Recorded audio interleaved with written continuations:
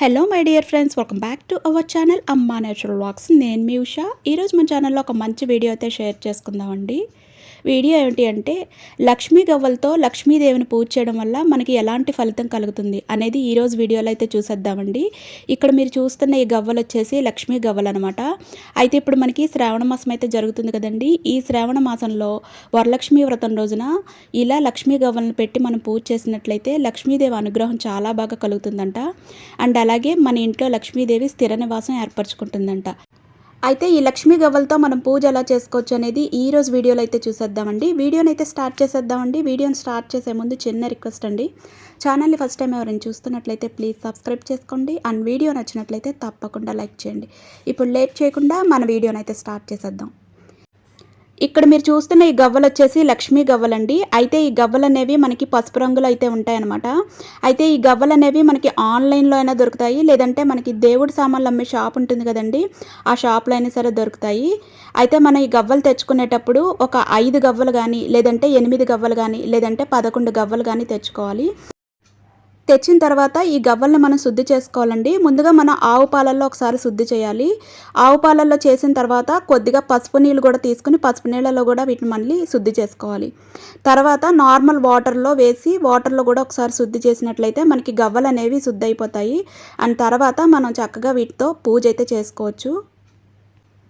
అయితే ఈ గవ్వలతో మనం శ్రావణ శుక్రవారం నాడు మాత్రమే కాకుండా శ్రావణ శుక్రవారాలు, శ్రావణ మంగళవారాలు, అలాగే మామూలు శుక్రవారాల్లో కూడా మనం అమ్మవారి దగ్గర పూజ అయితే చేసుకోవచ్చండి. ఇలా పూజ చేయడం వల్ల మనకి లక్ష్మీదేవి అనుగ్రహం అయితే బాగా కలుగుతుంది. ఈ గవ్వల్ని మనం శుద్ధి చేసిన తర్వాత ఏదైనా ఒక మంచి బట్టతో ఒకసారి తుడుచుకుంటే సరిపోతుందండి. ఇలా తుడిచిన తర్వాత మనం ఇంకా పూజ అయితే స్టార్ట్ చేసుకోవచ్చు.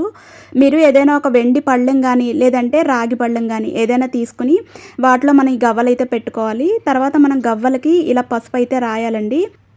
ఇలా మనం పసుపు రాసిన తర్వాత ప్రతి గవ్వకి కూడా మనం గంధం బొట్లు అయితే పెట్టుకోవాలండి. గంధం బొట్లు పెట్టిన తర్వాత మనం కుంకుమ బొట్లు కూడా పెట్టుకోవాలి. ఇలా పెట్టిన తర్వాత మనం చక్కగా ఒక వెండి పళ్ళెం కానీ, లేదంటే రాగి పళ్ళెంలో కానీ వీటిని పెట్టుకోవాలి. పెట్టిన తర్వాత మనం పూజ అయితే చేసుకోవచ్చండి. దేవుని మందిరంలో మనకి లక్ష్మీదేవి ఫోటో అయితే ఉంటుంది కదండి, ఆ ఫోటో ముందు కానీ, లేదంటే వరలక్ష్మీదేవి విగ్రహం ముందు కానీ మనం చక్కగా ఈ గవ్వలైతే పెట్టుకోవాలి. ఇలా ఈ పళ్ళాన్ని పెట్టి మనం అమ్మవారికి పూజ చేసేటప్పుడే ఈ గవ్వలకు కూడా పూజ చేయాలండి. లక్ష్మీదేవి అష్టోత్తర శతనామావళి అంటే 108 మంత్రాలు ఉంటాయి కదండి, ఆ మంత్రాలతో మనం పూజ అయితే చేయాలన్నమాట. అమ్మవారికి పూజ చేస్తూ మనం ఈ గవ్వలకు కూడా పూజ చేయాలన్నమాట. 108 నామాలు చదివేటప్పుడు మనం అక్షంతలు కానీ, లేదంటే కుంకుమ కానీ, లేదంటే పువ్వులు కానీ వీటిలో ఏవైనా సరే పర్వాలేదండి. వీటిని అమ్మవారి మీద వేస్తూ మనం ఈ గవ్వల మీద కూడా వేయాలి. ఇలా మనం పూజ చేసిన తర్వాత, పూజ అంతా అయిపోయిన తర్వాత ఈ గవ్వల్ని మనం చక్కగా ఒక తెల్లని బట్టలో ముడుపులాగా కట్టుకోవాలండి. ఇలా ముడుపు కట్టిన ఈ ముడుపుని మనం దేవుని మందిరంలో లక్ష్మీదేవి విగ్రహం ముందైనా పెట్టుకోవచ్చు, లేదంటే మీరు బీరువాలో మనీ ఎక్కడైతే పెడతారో ఆ మనీ పెట్టే ప్లేస్లో అయినా సరే పెట్టుకోవచ్చండి.